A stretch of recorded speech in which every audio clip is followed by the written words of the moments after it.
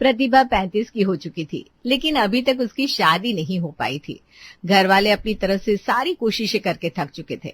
कई बार लड़के देखे गए, लेकिन किसी न किसी बात को लेकर कहीं पर भी शादी तय नहीं हो पा रही थी। निराश और हताश हो चुके उमेश अपने बड़े बेटे अनिरुद्ध से कहते हैं, अनिरुद्ध बेटा, मेरा दोस्त है ना शंकर, उसने प्रतिभा के लिए एक रिश्ता बताया है। लड़के वाले ज्यादा पैसे वाले नहीं है। वैसे तो मेरा बिल्कुल भी दिल नहीं है वहां रिश्ता करने का। तू क्या कहता है? पापा आप देख लो क्या करना है। अगर आपको रिश्ता पसंद नहीं है तो हम मना कर देंगे, लेकिन हमें प्रतिभा की उम्र भी तो देखनी होगी। इस तरह से न जाने कितने रिश्ते हाथ से निकल चुके हैं, किसी में कोई कमी तो किसी में कोई और। तभी घर की बड़ी बहू काव्या बोलती है, मेरा तो मानना है कि लड़का अच्छा होना चाहिए। अगर वे लोग पैसे वाले नहीं भी है और दिल से अच्छे लोग हैं तो प्रतिभा की शादी वहां करने में कोई बुराई नहीं है। काव्या भाभी ठीक कह रही है, जहाँ इतने लड़के दिखे हैं वहां एक और सही। नहीं पसंद आया तो हम मना कर देंगे, लेकिन देखने में हर्ज क्या है, शायद वहां बात बन जाए। दोनों बहुओं के कन्विंस करने पर घर के लोग लड़के वालों को घर बुला लेते हैं। लड़के का अपना छोटा मोटा बिजनेस था। अगले दिन लड़के का परिवार प्रतिभा को देखने के लिए ऑटो रिक्शा से उनके घर आता है। घर में एक जवान लड़की हो जिसकी शादी की उम्र निकल चुकी हो, ऐसे में आस पड़ोस के रहने वाले लोगों की निगाहें सीसीटीवी से भी तेज हो जाती है। लड़के वालों को आते हुए कुछ पड़ोसनें देख लेती हैं।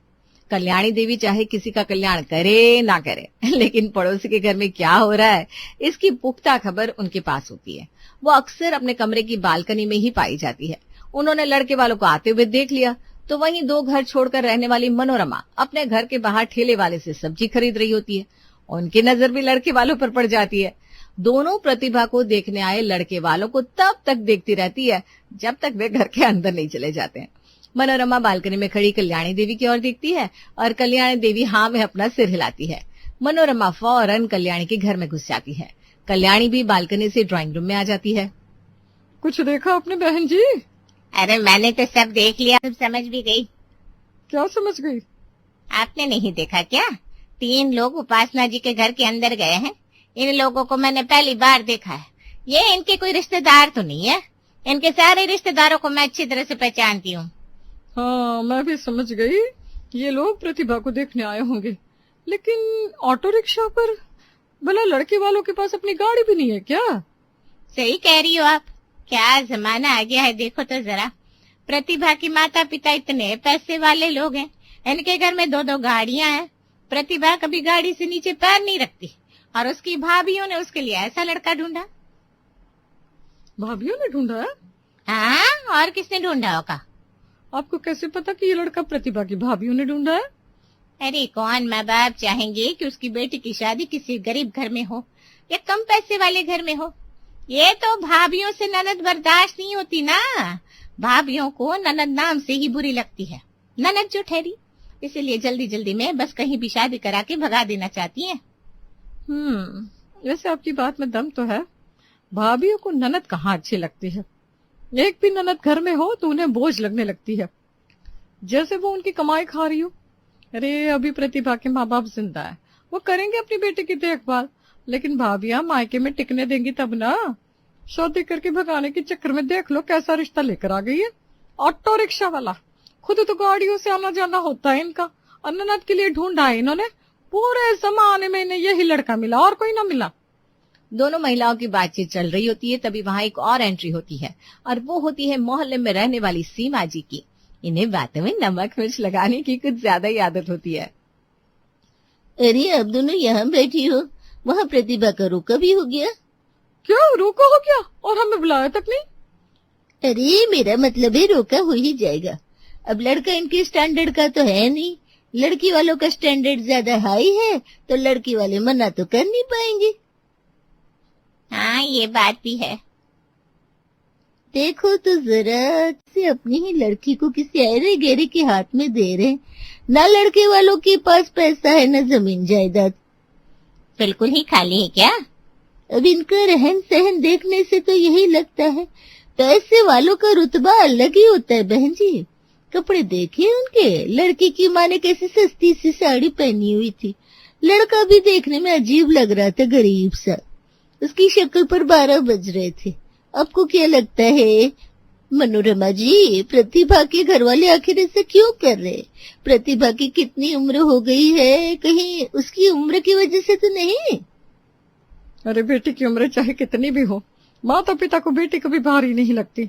लेकिन घर में दो बहुएं भी तो हैं, वो ननद को घर में थोड़ी ना टिकने देंगी। उन्होंने ही तो रिश्ता बुलाया होगा। जैसे तैसे करके प्रतिभा की शादी यही करा देंगी और छुटकारा मिल जाएगा उन्हें। सही कह रही हो, आज का जमाना बहुत खराब है। बेचारी प्रतिभा बहुत अच्छी लड़की है। मैं जब भी उसके घर जाती थी मुझे गाजर का हलवा बनाकर जरूर खिलाती थी। कहती थी, आंटी जी आप रोज आया करो, आपको रोज हलवा बनाकर खिलाऊंगी। और आज देखो, बेचारी की किस्मत कड़वी निकली। दोनों भाभीियों ने मिलकर बेड़ा गर्क कर दिया। मुझे तो लगता है इस रिश्ते के बदले में प्रतिभा की भाभीियों ने लड़के वालों से जरूर पैसे लिए होंगे, वरना इतने अच्छे घर की लड़की ऐसे लड़के से शादी क्यों करेगी भला? सही कह रही हो बहन जी, मुझे तो लगता है लड़के वालों ने ऑटो रिक्शा से आने के लिए भी किसी से पैसे उधार लिए, वरना उन्हें पैदल ही लड़की देखना आना पता। कोई ना कोई चक्कर जरूर है। इधर लड़के वाले प्रतिभा को देखने आते हैं और प्रतिभा की शादी वरुण के साथ तय हो जाती है, जिससे प्रतिभा के घर वाले काफी खुश थे। दोनों भाभियां काव्या और एकता सबके सामने मिठाइयों का ढेर लगा देती है। ये लीजिए, मुंह मीठा कीजिए। क्या बात है काव्या बहू, एकता बहू, तुम दोनों ने पहले से तैयारी कर रखी थी? हमें पता था इतना अच्छा रिश्ता आ रहा है, यहाँ बात जरूर बनेगी और हमें हमेशा पॉजिटिव रहना चाहिए। पापा जी, हमने ये मिठाइयाँ बाजार से नहीं मंगवाई, हमने अपने हाथों से बनाई है। फिर तो मैं सारी मिठाई खा लूंगा। उमेश के ऐसा कहते ही कमरे में हंसी के ठहाके गूंज उठते हैं। कुछ देर के बाद, अच्छा भाई साहब, अब हम चलते हैं। अब शादी की तारीख निकलवा कर हमें बता देना, लेकिन शादी की तारीख 1 महीने के बाद की ही निकलवाना, तब तक हम शादी की तैयारी कर लेंगे। जरूर भाई साहब, मैं आपको बता दूंगा। लड़के वाले विदा लेते हैं। घर में खुशियों का माहौल था। सभी इस बात से बेहद खुश थे कि आखिरकार काफी लंबे इंतजार के बाद उन्हें प्रतिभा के लिए अच्छा लड़का मिल ही गया।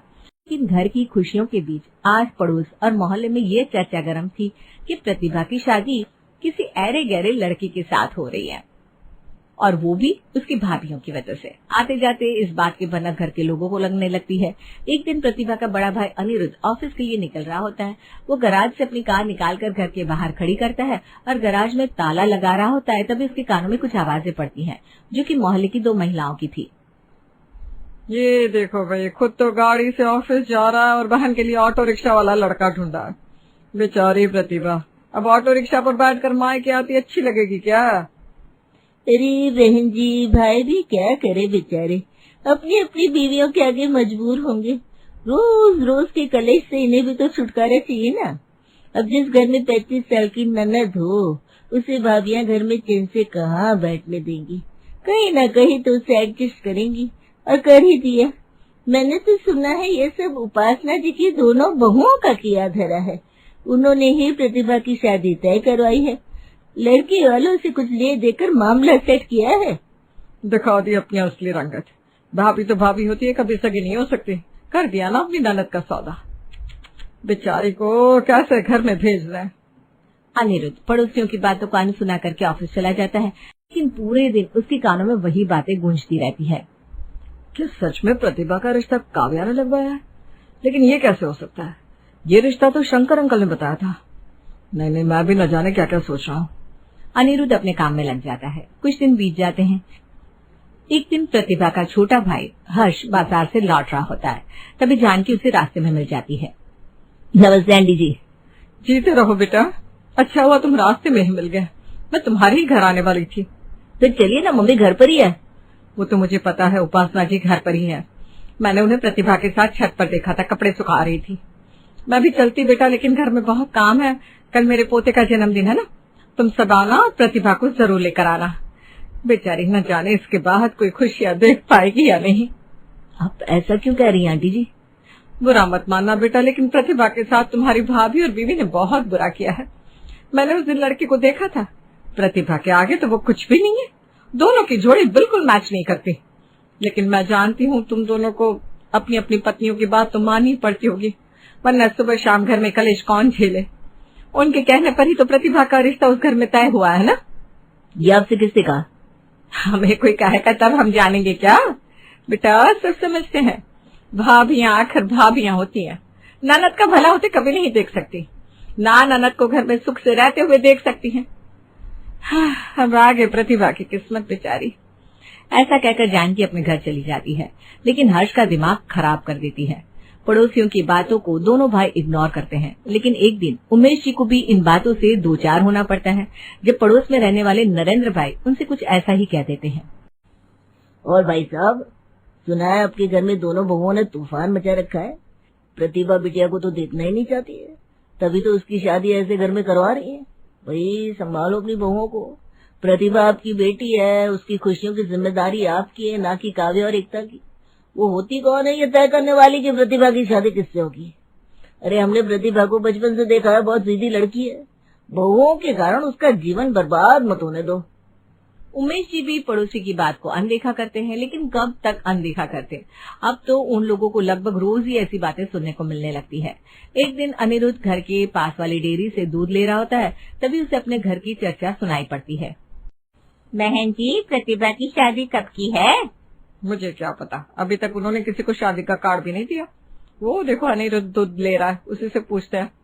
अरे उससे क्या पूछना, वो भी अपनी बीवी से पूछकर बताएगा। ऐसा लगता है उपासना जी की दोनों बहुएं अपनी ननद की चोरी छिप के शादी करा देंगी। अब किसी को शादी में बुलाएंगी तो जवाब देना पड़ेगा ना, क्या की रेसिपी, क्या मजबूरी थी कि ऐसा रिश्ता ढूंढा। और ऐसा ही रिश्ता ढूंढना था तो फिर प्रतिभा की शादी में इतनी देर क्यों की? अरे देर हो ही गई थी तो कोई अच्छा लड़का देख लेते। मुझे तो उपासना जी की दोनों बहुएं बहुत चालू लगती है। वो तो प्रतिभा से घर के सारे काम करवाती होंगी, बेचारे को ननद से नौकरानी बना दिया होगा, और अब शादी भी ऐसे करवा रही है कि पूछो मत। प्रतिभा के बारे में सोच सोच कर मुझे दिल ही दिल में बहुत दुख होता है। मुझे प्रतिभा के लिए बड़ा दुख हो रहा है। काव्या और एकता को उसके साथ ऐसा नहीं करना चाहिए था। अरे शादी जिंदगी में एक ही बार होती है। हम माना कि प्रतिभा की उम्र थोड़ी ज्यादा हो गई है, लेकिन इसका मतलब ये तो नहीं कि हमें ही कहीं भी शादी करा देंगे। अब अनिरुद्ध से रहा नहीं जाता। वो दूध की थैली काउंटर पर ही छोड़कर सीधा घर आता है और काव्या से पूछता है, काव्या, काव्या। अरे क्या बात है अनिरुद्ध, ऐसे क्यों चिल्ला रहे हो? बात ही ऐसी है। ये बताओ, वरुण से प्रतिभा की शादी तुमने और एकता ने तय करवाई है क्या? ये क्या कह रहे हो तुम? हम तो वरुण को पहले से जानते भी नहीं है। तुम तो जानती हो ये रिश्ता शंकर अंकल ने बताया था। हाँ, लेकिन वरुण अच्छा लड़का है और प्रतिभा को भी पसंद है। जब अनिरुद्ध ने इस बात को छेड़ा तब हर्ष भी वहां आ जाता है। भैया, मुझे भी यही लगता है कि प्रतिभा दीदी की शादी भाभी और एकता ने तय करवाई है, और इसके लिए उन्होंने वरुण से पैसे भी लिए। ऐसा इल्जाम लगाने से पहले कुछ तो सोच लेते हर्ष। हम प्रतिभा दीदी का सौदा नहीं कर रहे हैं, उनकी शादी करा रहे हैं, और आप दोनों के मन में ये बातें आई कहां से? तभी अनिरुद्ध और हर्ष उन्हें वो सारी बातें बताते हैं जो उन्होंने पड़ोसियों से सुनी होती है। घर में चल रही इन बातों पर उपासना और उमेश जी भी अपनी प्रतिक्रिया देते हैं। अनिरुद्ध बेटा, काव्या और एकता पर भड़कने से अच्छा है हम प्रतिभा से ही पूछ लें। वे सभी प्रतिभा को बुलाते हैं। क्या बात है, आप लोगों ने मुझे यहाँ क्यों बुलाया है? प्रतिभा दीदी, आप ही इन लोगों को समझाओ कि हमने आपकी शादी जबरन वरुण से तो नहीं तय करवाई। ये शादी आपकी मर्जी से हो रही है ना? शादी का जिक्र आते ही प्रतिभा शर्मा जाती है और सकुचाते हुए कहती है, आप लोगों को ऐसा क्यों लग रहा है कि भाभीओं ने मेरी शादी जबरन तय करवाई है?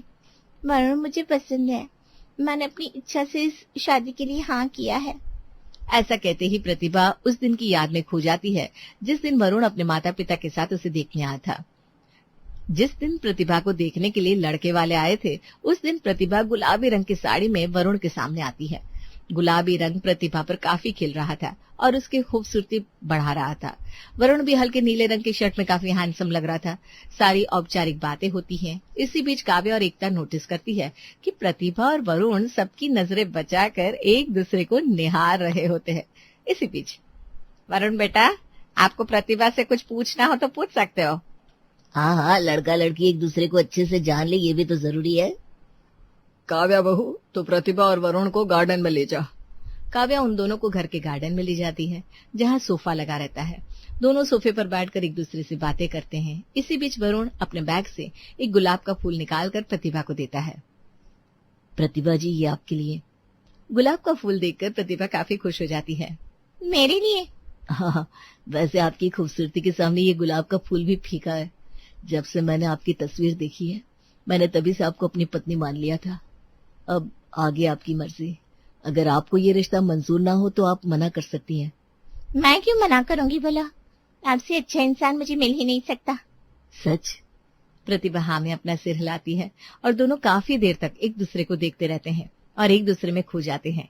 और ये सब प्रतिभा की दोनों भाभियां देख लेती हैं। काव्या भाभी, लग रहे हैं ना दोनों मेड फॉर ईच अदर। हाँ एकता, देखो कैसे एक दूसरे में खोए हुए हैं, जैसे भविष्य के सपने बुन रहे हो। मुझे लगता है प्रतिभा दीदी को उनका मनपसंद शख्स मिल गया है। अब इन दोनों की शादी करा देनी चाहिए। बिल्कुल, देर से ही सही, लेकिन प्रतिभा को उसका परफेक्ट मैच मिल गया है। वो कहते हैं ना, रब ने बना दी जोड़ी, बिल्कुल वैसी जोड़ी है। काव्या और एकता समझ जाते हैं कि वरुण को तो प्रतिभा पसंद है और प्रतिभा भी पहली मुलाकात में वरुण को अपना दिल दे बैठी है। इन्हें यहाँ बैठे काफी देर हो गई है, हमें इन्हें बताना होगा कि पापा मम्मी इन्हें बुला रहे हैं। हाँ, बताना तो पड़ेगा, नहीं तो ये लैला मजनू तो ऐसे ही सारी रात बैठे रहेंगे। काव्या खांसने की एक्टिंग करती है। उसकी आवाज सुनकर प्रतिभा और वरुण को होश आता है।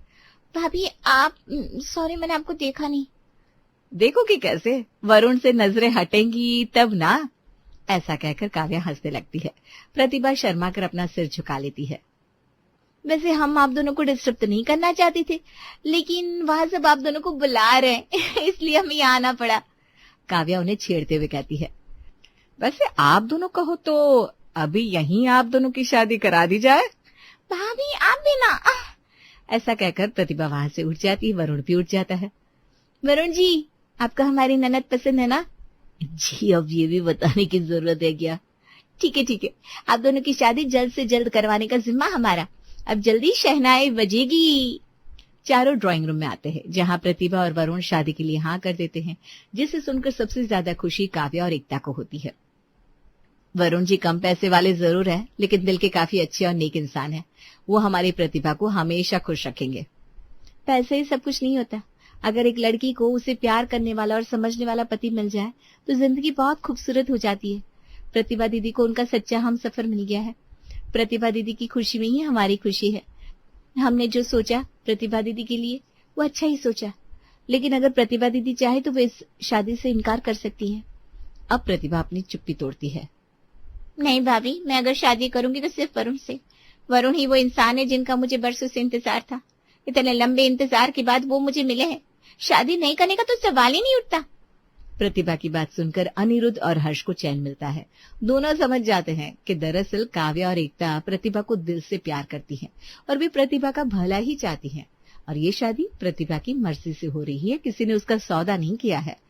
लोगों का क्या कहे, लोगों को तो बस बातें बनानी होती है। जितने तरह के लोग उतनी तरह की बातें। वे समझ जाते हैं कि पड़ोसियों के मुंह से जो उन्होंने सुना था वो सब झूठ और मनगढ़ंत था।